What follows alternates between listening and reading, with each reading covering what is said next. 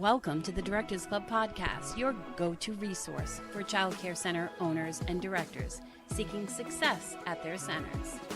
Each week, we dive into the world of child care management, sharing valuable tips, tools, resources, and strategies to help you build enrollment, retain top teachers, and streamline your operations.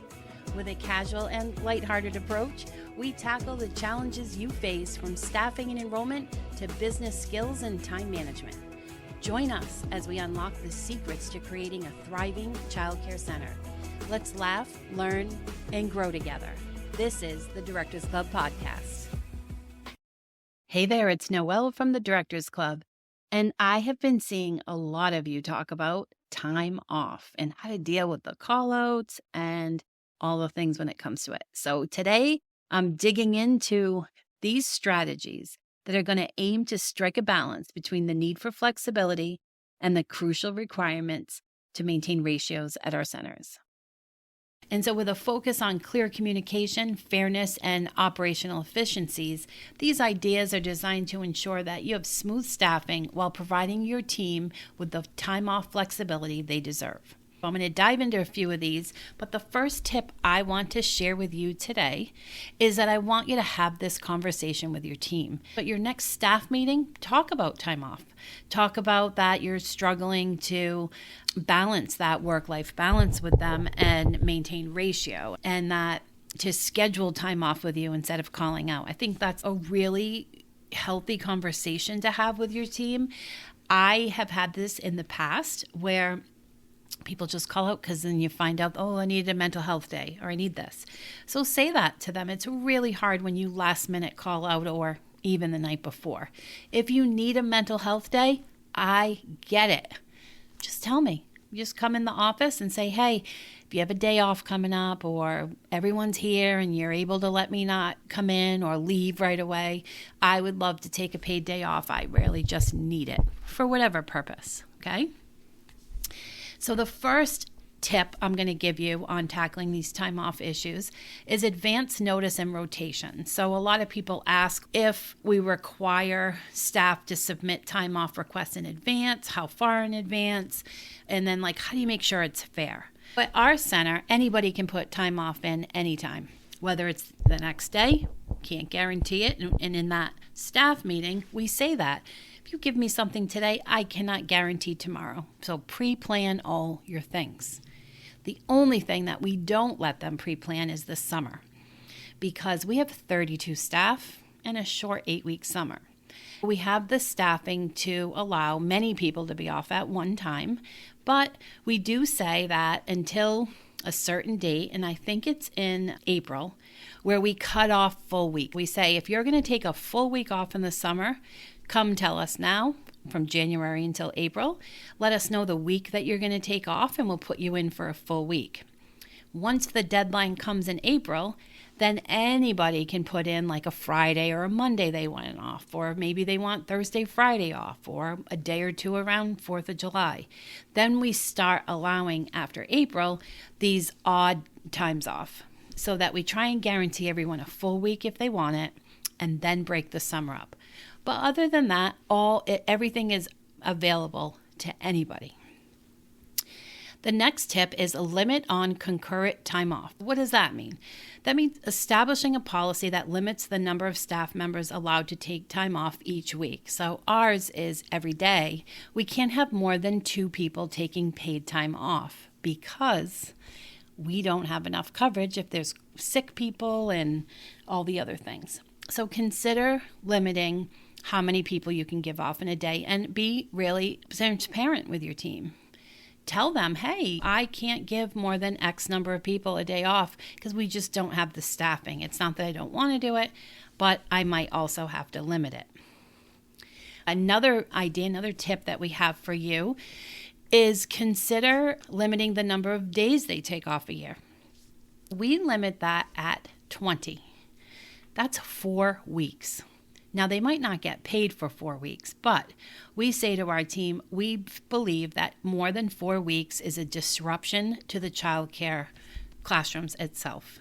And so give them a limit of, like I said, 20 days. Then on top of it, they get holidays. Let's say that's another 15. That's 35 days off. That's 7 weeks off during the year, during a 52-week year. And while we do have to maintain consistency at the center, this is why we do it. And so we try and give them a guideline on that. So when they're starting to creep up, if they do, because at our center, they get 10 paid days off for new people. We're saying 20 is the max. So once they hit 10, they're not going to get paid for any more, but they're still out and it's still affecting the overall schedule of the child care center. Think about allowing them to take that time off unpaid, but then giving them a warning, like at the 3-week mark, at the 15-day mark. I would call them in and just say, I just want to give you a heads up. You're already at the 15 days off this year. 20 is our max. I'm asking you to really think about your time off and your calling out, that it doesn't impact your performance here at the center. Put it in your employee handbook. You can also talk about it at staff meetings. I think that's a good thing. Another idea that you can do is you can maybe put it on their paychecks, like how many days off they have, and a note in there. You can add notes to the paychecks. If you talk to your payroll company and say, like, whatever you want to talk about your time off, max is 20 days per year. You can think about stuff like that. Now, for coverage, really hard to get coverage. I know that.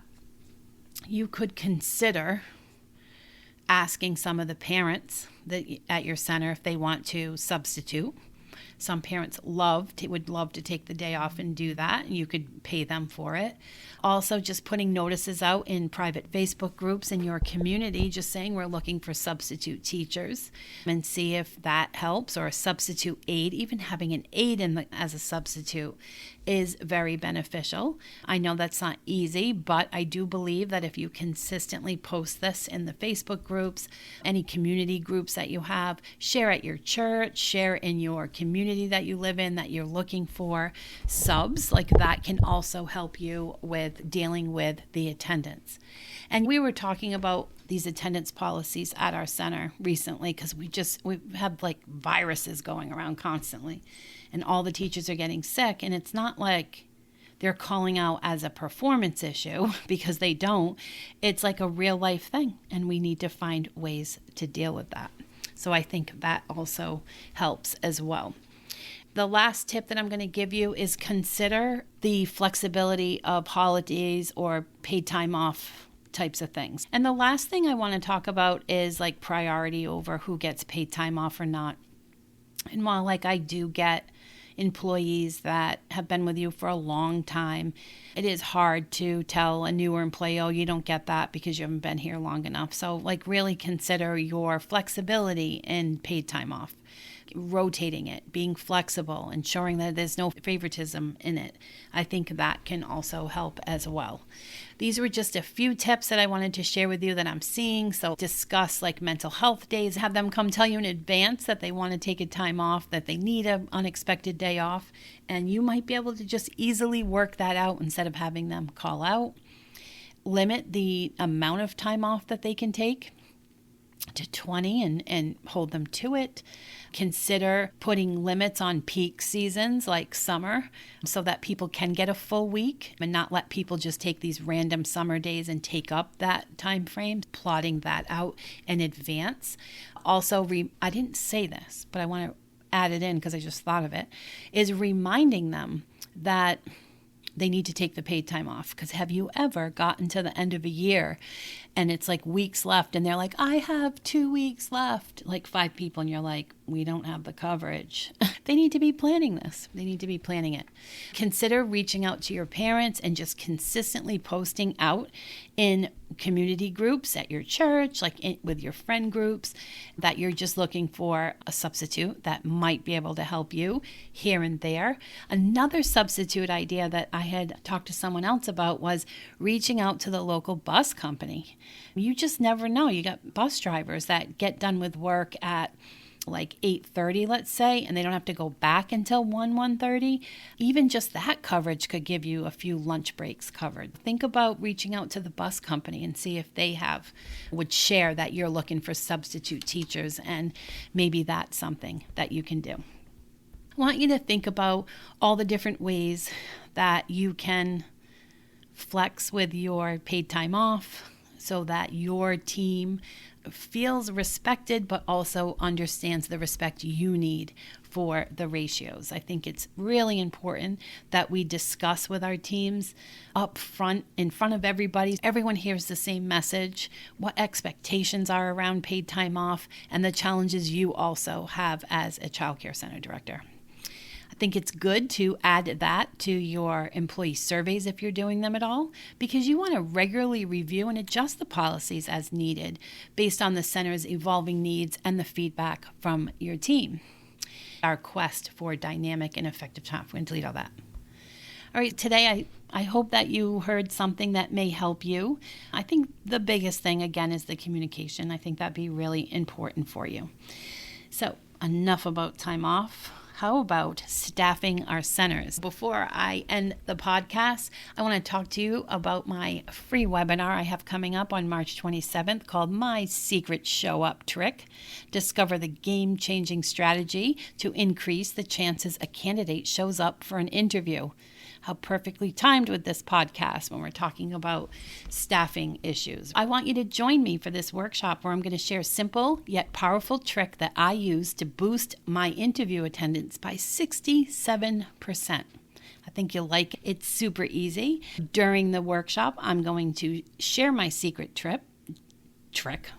Can't even say the word, and then give you a workbook with the templates and tools you'll need to implement that right away. You can literally start doing this right after the workshop. I don't want you to miss out on this opportunity to transform your hiring process. Head to the show notes and register right now to join me for that free workshop.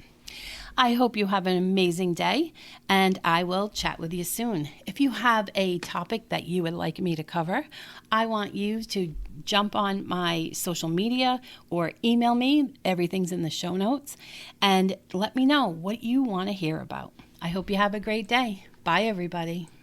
Tools and strategies valuable for your child care center.